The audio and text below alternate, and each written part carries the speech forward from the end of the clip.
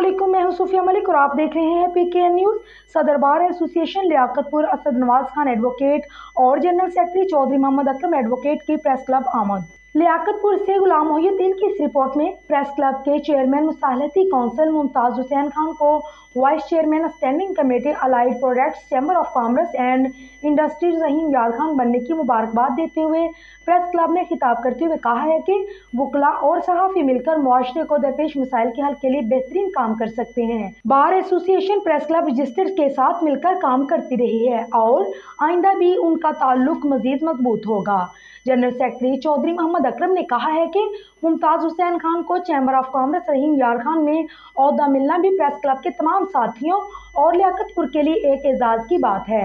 वो अंजुमन ताजरान में मुतहरिक किरदार अदा करते रहे हैं, जिनकी खिदमात को हर प्लेटफॉर्म पर सराहा जाता है।